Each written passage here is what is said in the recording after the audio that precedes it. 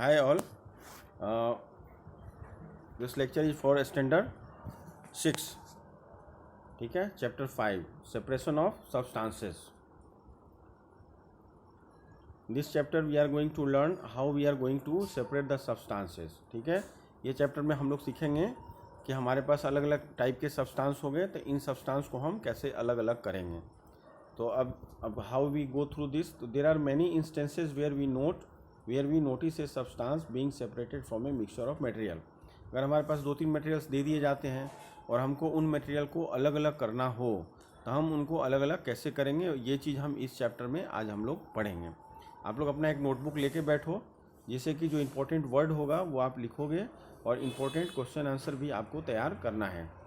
ठीक है, और all have to prepare your fair book, जिससे कि आपका फेयर बुक जब चेक करना होगा तो हम चेक करेंगे. सो आप सब लोग अपना अपना फेयर बुक बनाने की तैयारी कर दो.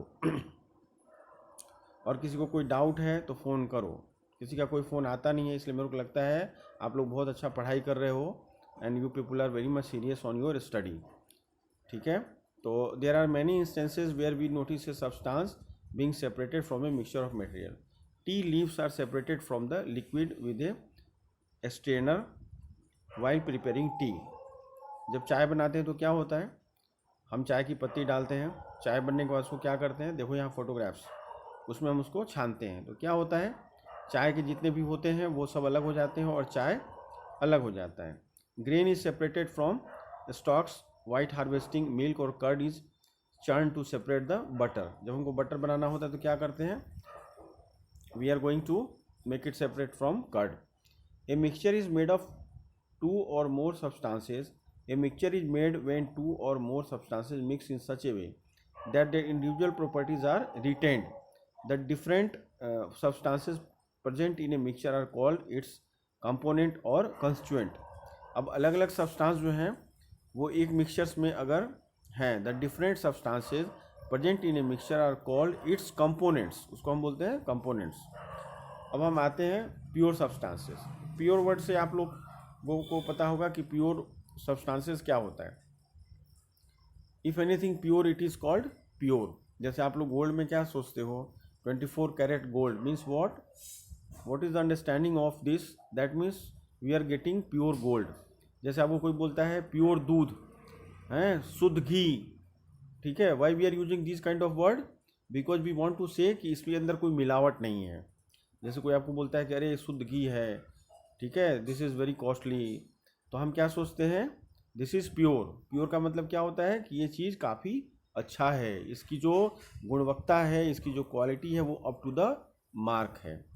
ठीक है, तो प्योर सब्सटेंस में क्या होता है इन साइंटिस्ट सेंस. अब साइंटिस्ट लोगों के दिमाग में क्या है, a pure substance is a substance which is made up of only one kind of particles. ये अंडरलाइन आप कर लो, this is very important sentence. आपको अंडरलाइन क्या करना है, a pure substances is a substances which is made of only one kind of particle. जो सिर्फ एक ही टाइप के पार्टिकल से बने होते हैं उनको हम बोलते हैं pure substance.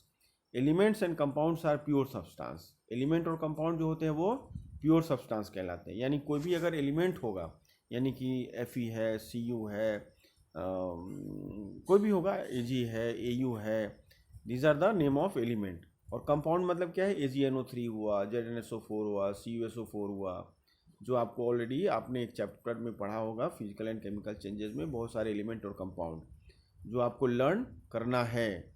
Matter is made up of tiny particles called atom which are invisible to the naked eyes. Atoms combine to form molecules. A molecules can be made of the same atoms and also of different atoms. When 2 atoms of the same type combine, they form a molecule of an element. For example, oxygen is an element. More molecules of oxygen made up of 2 atoms of oxygen. Elements are pure substances and cannot be broken down by any chemical means. When 2 atoms of different kind combines in a mixed ratio, they form a molecule of a compound. देखो पहले भी मैंने आपको बताया था कि atom क्या है, an atom is a smallest particle which does not exist in free state but take parts in chemical reactions. और जब बहुत सारे एटम्स आपस में मिलते हैं तो क्या होता है, मॉलिक्यूल का फॉर्मेशन होता है. और बहुत सारे जब मॉलिक्यूल आपस में मिलते हैं तो क्या होता है, कंपाउंड का फॉर्मेशन होता है। तो आप सबको जानना ये है कि what is the combination of atom, molecule and element and compound. So now we go for impure substances. Pure substance का आप समझ गए कि एक ही टाइप का अगर कंपोजिशन होता है, यानी एक ही टाइप के एलिमेंट्स एक साथ मिलते हैं, तो उनको हम प्योर होता है, ठीक है। और इम्प्योर क्या होता है, जिसको आप बोलते हो मिलावट। तो in an impure substance is a mixture of two और more substances. A mixture is formed by mixing substances together. The substances in a mixture can be present in any amount. A mixture can usually be separated into original compound by mechanical or physical means. Mixture are either homogeneous or heterogeneous. अब यहाँ पे देखो homogeneous और heterogeneous, ये word हमको समझना होगा, हम आगे समझेंगे इस चीज़ को, पर पहले ये समझ लें कि इम्प्योर सब्सटेंस क्या होता है।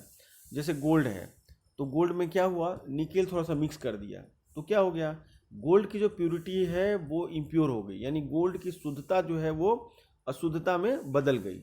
अब दूध है, आपको बोला कि अरे ये तो बहुत प्योर दूध है, तो उसमें पानी मिला दिया, ठीक है, 1 लीटर में ½ लीटर पानी डाल दिया, तो क्या हो गया, आपका वो इम्प्योर हो गया।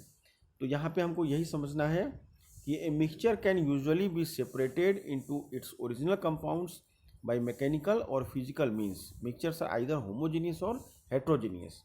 हमारा जो मिक्सचर है इसको अंडरलाइन कीजिए, homogeneous and heterogeneous. This is the word we are using for impure substances, right. अब आगे आओ, अब देखो यहाँ पे कुछ फोटोग्राफ्स हैं, बी केयरफुल। आप लोग हर चीज़ को, साइंस को आपके घर में, बाहर में, आपके आसपास में जो चीज़ें हैं उनको बहुत अच्छे से देख के समझो, फिर आप साइंस को समझ पाओगे।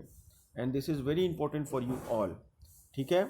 देखो ये कप प्लेट रखा हुआ है, यहाँ पे देखो होमोजीनियस मिक्सचर एक प्लेट में रखा हुआ है, ट्रे में। यहाँ पे डिफरेंट टाइप ऑफ मिक्सचर्स रखे हुए हैं। अब क्या रखे हुए हैं, that we go to understand. अब देखो होमोजीनियस मिक्सचर क्या होता है, ये आप अंडरलाइन करो। Homogeneous mixture are those that are well mixed and their constituents are distributed uniformly, so they appear the same throughout, ठीक है। होमोजीनियस मिक्सचर किसको कहेंगे, those that are well mixed, बहुत अच्छे से मिक्स होते हैं, होमोजीनियस उसको बोलेंगे। जैसे दूध है, उसमें आपने पानी डाल दिया, अच्छे से मिक्स हो गया। नमक है, उसमें चीनी मिला दिया, पूरा मिक्स हो गया। तो इस टाइप के जो होते हैं उनको बोलेंगे होमोजीनियस। और हेट्रोजीनियस किसको बोलेंगे, इसको भी आप अंडरलाइन कर लेना, क्योंकि आपको पूछा जा सकता है what is homogeneous and what is heterogeneous. तो हेट्रोजीनियस किसको बोलेंगे, heterogeneous mixtures are those that do not have a uniform composition throughout, so they do not appear to be the same throughout. तो इसमें कैसा होता है कि are those that do not have a uniform composition, uniform composition नहीं होगा, उसको हम बोलेंगे हेट्रोजीनियस।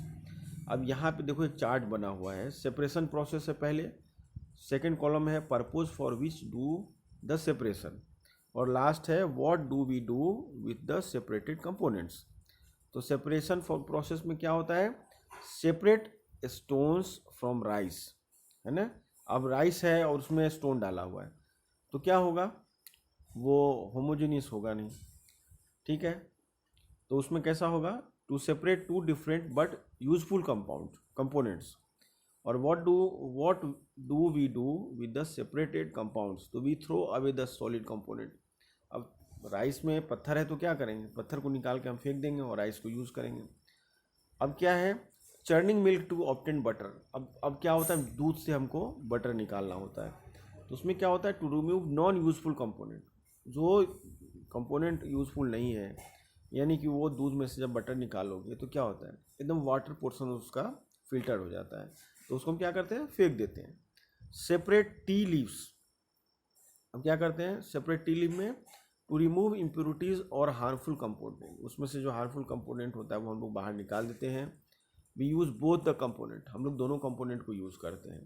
तो ये टेबल आप जो है, why do we separate substances, हम लोग सब्सटेंसेस को सेपरेट क्यों करते हैं, इसीलिए करते हैं कि जो उसमें यूजफुल सब्सटेंस हो वो हम लोग यूज़ करेंगे, और जो यूजफुल सब्सटेंस ना हो उसको हम फेंक देंगे। अब बट ऑब्वियस है, चावल के साथ अगर पत्थर होगा तो पत्थर थोड़ी खाओगे, पत्थर को निकाल के हम फेंक देते हैं और चावल को हम लोग यूज़ करते हैं। अब need for separation of substances in mixture, अब हमको ज़रूरत क्यों पड़ी अलग अलग करने की सब्सटेंस को, ठीक है, why we require this, what is the need of separation? तो सेपरेशन इसलिए ज़रूरी है कि सबसे पहला पॉइंट है टू रिमूव हार्मफुल कंपोनेंट्स। अगर कोई भी चीज़ है और उसके अंदर कोई ऐसी चीज़ है जो नुकसानदेह है तो उसको हम लोग सबसे पहले बाहर निकाल देते हैं, सो दैट वो हमको नुकसान नहीं पहुंचाएगा। Salt is remove from sea water to make the water fit for drinking as sea water is harmful to health. देखो सी वाटर में कैसा होता है कि सी वाटर जो होता है एकदम से नमकीन होता है, तो नमक वाला पानी आप यूज़ करोगे खाने में तो क्या होगा, खाना ख़राब हो जाएगा।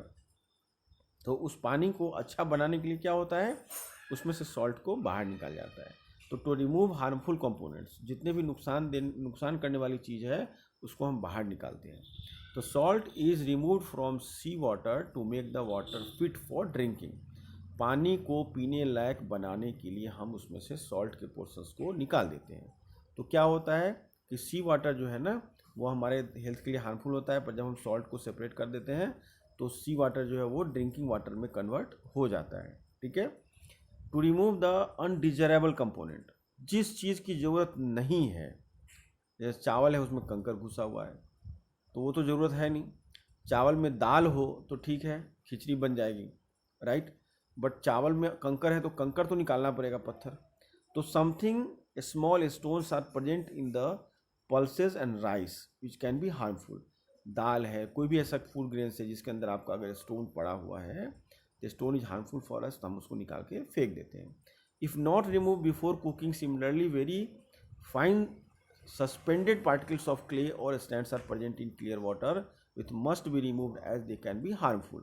और इसके बाद भी क्या होता है कि राइस को आपने देखा होगा, जब आपके घर में राइस बनता है तो उसमें से पहले तो उसमें से जो भी स्टोन्स होते हैं वो निकाल दिए जाते हैं।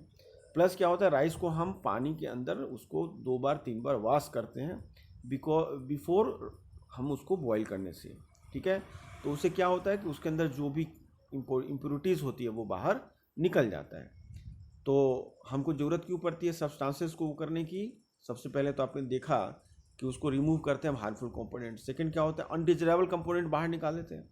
थर्ड क्या है, to obtain pure sample of a substance. अब कोई भी सब्सटेंस है उसका प्योर चीज़ आपके पास कैसे आएगा?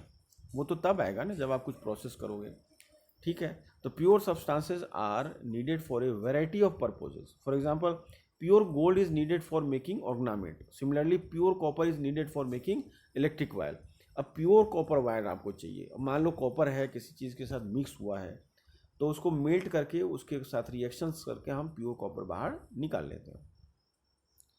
फोर्थ है टू ऑब्टेन यूजफुल कंपोनेंट, यानी कि जो चीज़ हमारे लिए काम की हो।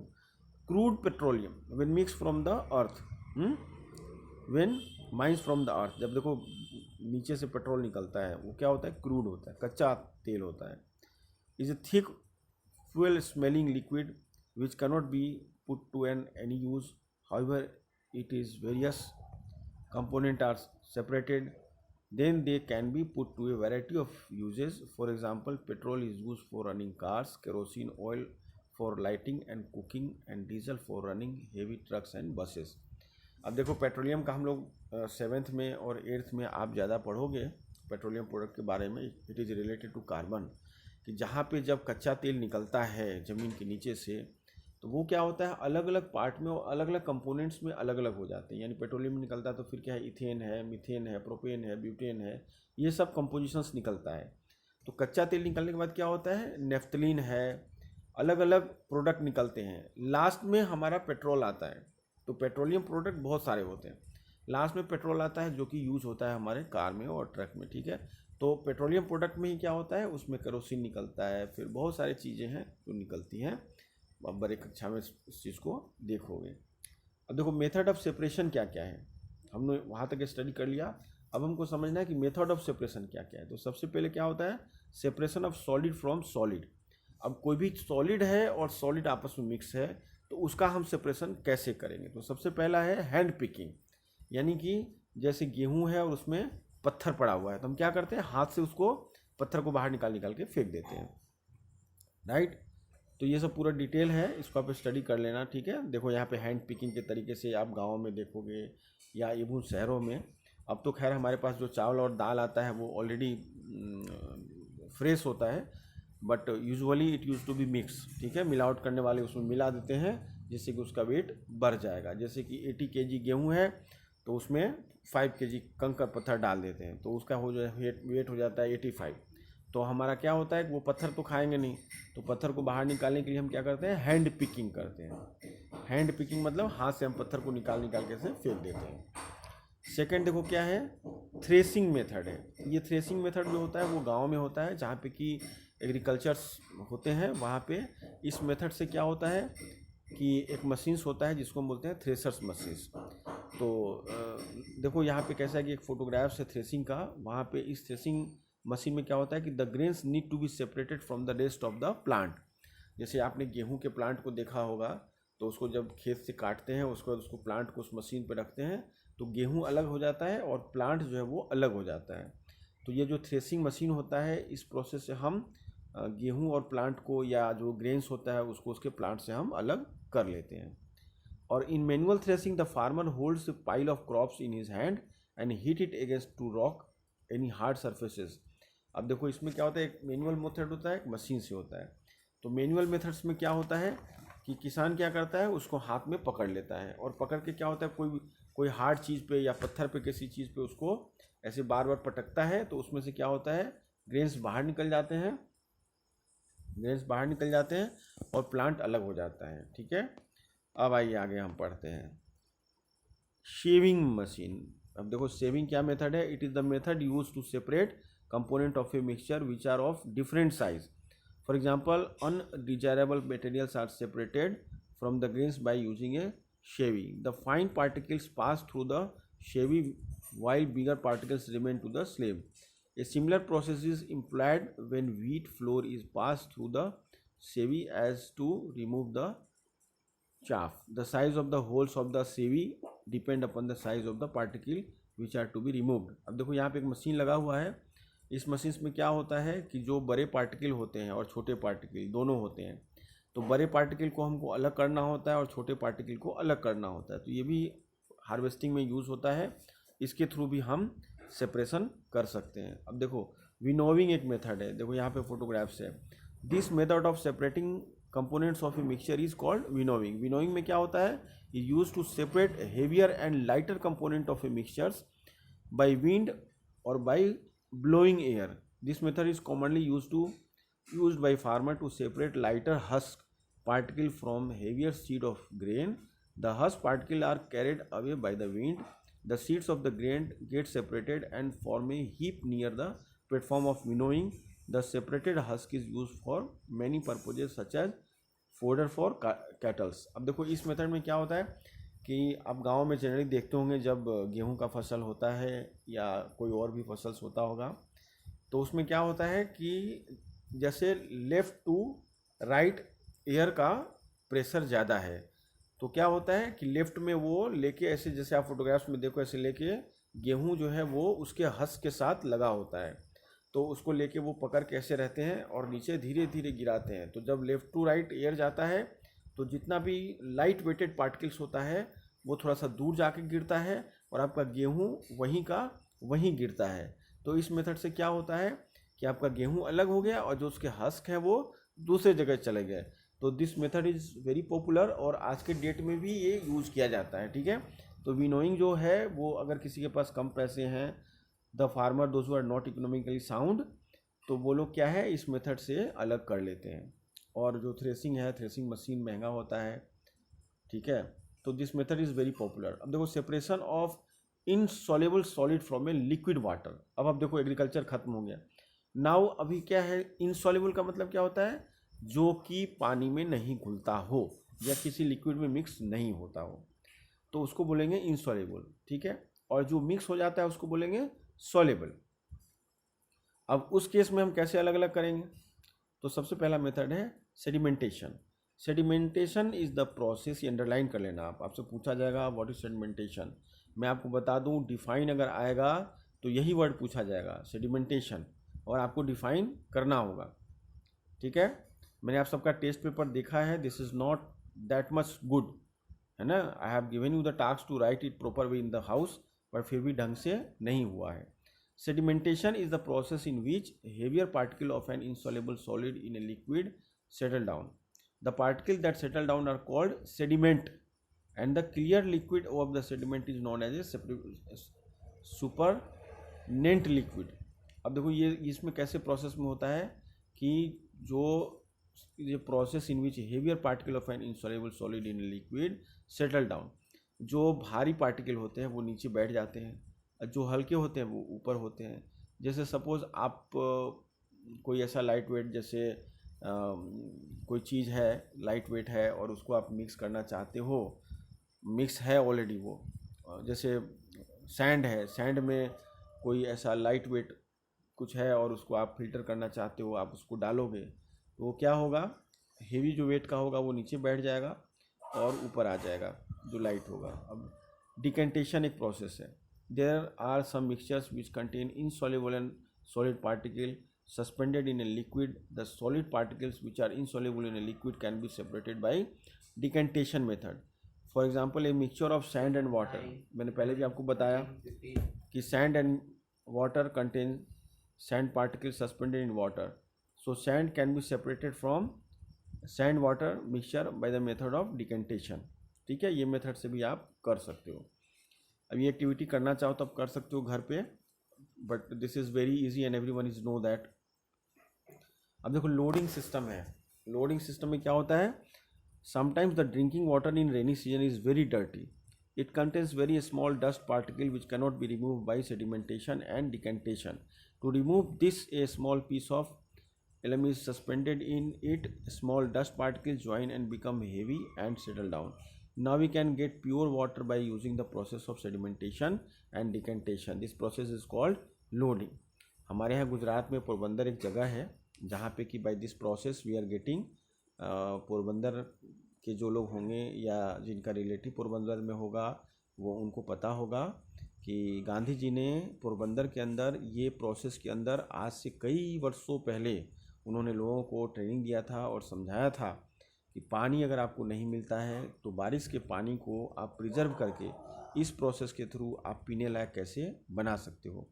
तो आप जब पोरबंदर जाओगे या पोरबंदर में आपके जो लोग रहते होंगे उनसे आप पूछ लेना इन गुजरात ओनली कि वहाँ पे बड़े बड़े सबके घरों में ऐसे एक कुआं बना हुआ है जिसके अंदर बारिश का पानी जमा होता है और उसके बाद उससे वो लोग प्योर वाटर बनाते हैं.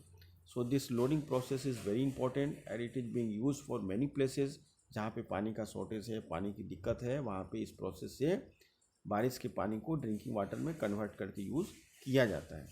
इवन इन बॉम्बे बहुत सारे झील हैं, है ना, तानसा, बैतरना, ऐसे बड़े बड़े झील हैं जहाँ पे कि बारिश के टाइम पे पानी होता है और उस पानी को फिल्टर प्रोसेस के थ्रू पीने के लायक बनाया जाता है. So water is very important for us and we need not to waste the water. आप लोग जैसे नहाने जाते हो, ड्रिंकिंग वाटर है, आधा ग्लास पी लिया, आधा ग्लास बचा है फेंक दिया, तो don't waste water, don't misuse the water. जितना पानी पीना है उतना ही ग्लास में लीजिए. आपको नहाना है तो जितना आपको ज़रूरत है पानी का उतना ही यूज़ कीजिए. ठीक है, ऐसे नहीं साबुन लगा लिए एक बाल्टी जो तो 2 बाल्टी हम यूज़ कर रहे हैं. तो try to understand the importance of natural things. Filtration. अब फिल्ट्रेशन क्या है, it is a simple word filter, यानी कि हमको छानना जिसको बोलते हैं. ठीक है, तो फिल्ट्रेशन क्या होता है, the process of separating the insoluble and suspended solid. Insoluble word पे ध्यान दो, जो मिक्स नहीं होता है, और various size for a liquid using A filter is called filtration. ठीक है, जब हम फिल्टर यूज़ करते हैं, फिल्टर, अब आगे हम तुमको एक एक्टिविटी बताएंगे, सबको this is a common activity. The size of the holes in the filter depend upon the size of the particles which are to be removed. Tea is filtered through a sieve, whereas water can be filtered using a cloth or filter paper. देखो यहाँ पे है, ये क्या है, तुमको कोई भी एक पेपर लेना है या क्लॉथ ले सकते हो, उसको 4 पार्ट ऐसे कर सकते हो. ये फिल्टर फोल्ड है, यहाँ पे कोन है, इसके अंदर तुमको ऐसा फिल्टर का ऐसे कोन बना के इसमें डालोगे तो इसमें जैसे कोई भी चीज़ तुम डालोगे जिसके अंदर तुमको लगता होगा कि इसमें कुछ पार्टिकल्स लगे हुए हैं, यहाँ पे जैसे वाटर प्लस चॉक वाटर है, तो चॉक वाटर क्या होगा, वो क्लॉथ पे सट जाएगा और बाकी जो प्योर वाटर होगा वो नीचे चला जाएगा. Now see this is fact देखो फैक्ट फाइल में लिखा है कि Aquaguard and RO are the water filtering devices used in household. तो फिल्टर का जो प्रोसेस होता है बहुत इंपॉर्टेंट है। फिल्ट्रेशन प्रोसेस के थ्रू हमारे यहाँ मिनरल वाटर की सप्लाई होती है और बहुत सारे वाटर प्रोसेसेस प्लांट हमारे सिटीज़ में बने होते हैं। ठीक है, let us perform an activity to see the setup use in the school laboratory to carry out filtration. In home, schools and offices for providing safe water for drinking, a special water filter are often used. In these filters, a porous pot made of ceramic is used as a filter. The water is allowed to pass through the porous pot. अब देखो ये process बताया हुआ है, आपके घरों में होगा। ये देखिए ये प्यूरीफायर का है, एक्वागार्ड का फोटोग्राफ्स लगा हुआ है कि इसके अंदर कैसे प्रोसेस होता है।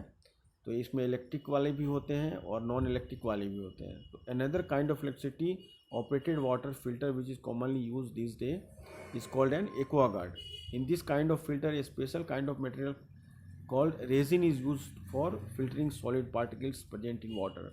The filtered water is then passes through another cylinder lighted with ultraviolet rays.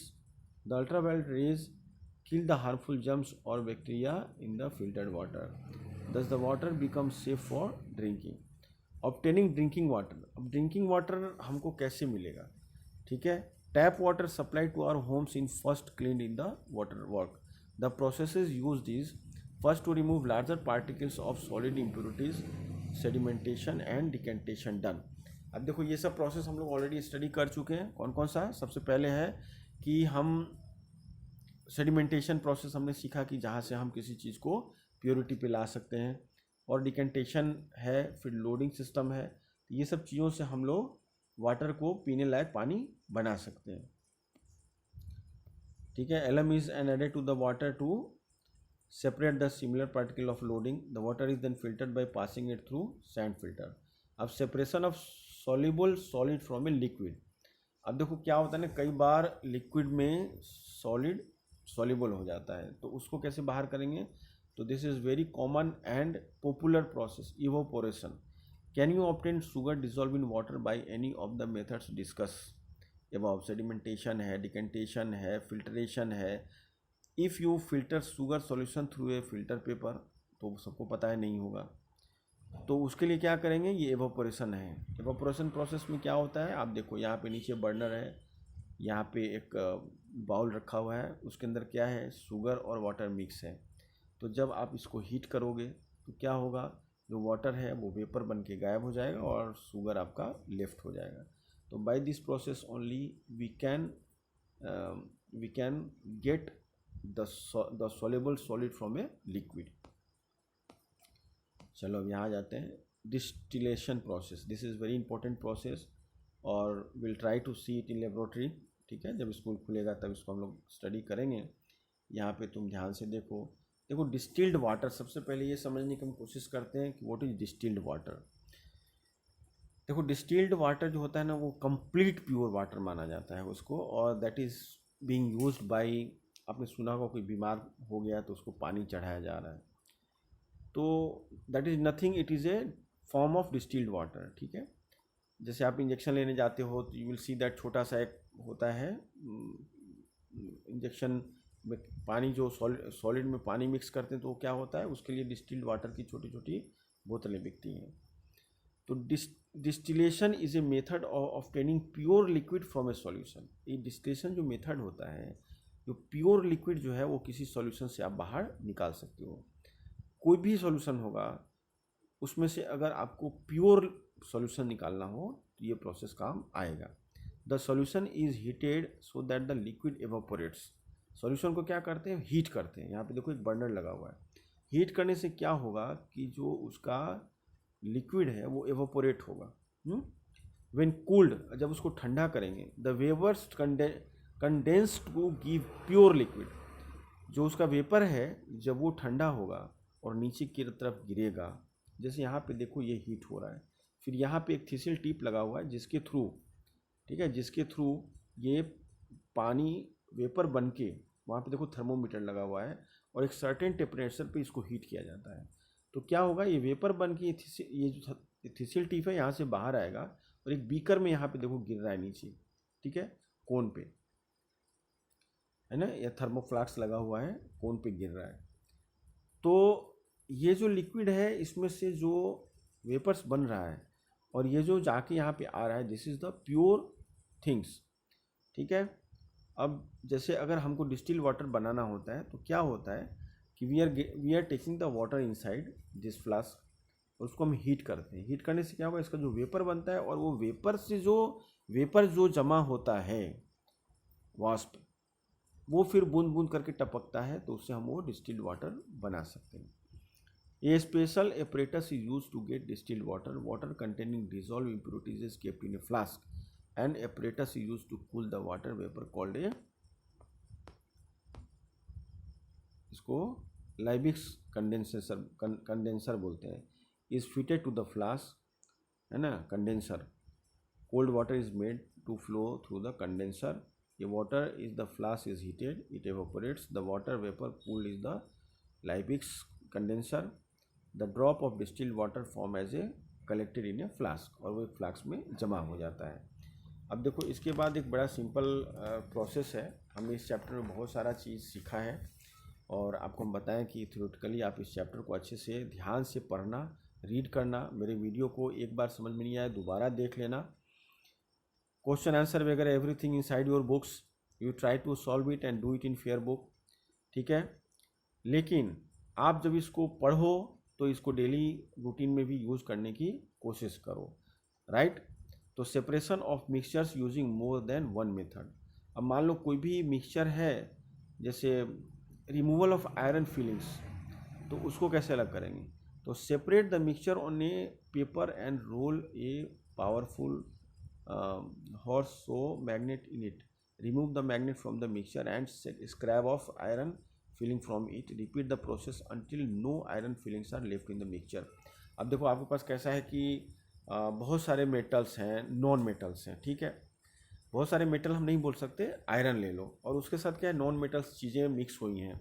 जैसे आप देखोगे जो लोग स्क्रैप का बिजनेस करते हैं उनके पास कैसा होता है कि स्क्रैप के अंदर शिप ब्रेकिंग की तरफ से बहुत सारे चीज़ आपस में मिल के आ जाता है। तो वो लोग क्या करते हैं, बड़ा पावरफुल मैग्नेट यूज़ करते हैं टू गेट द मेटल्स।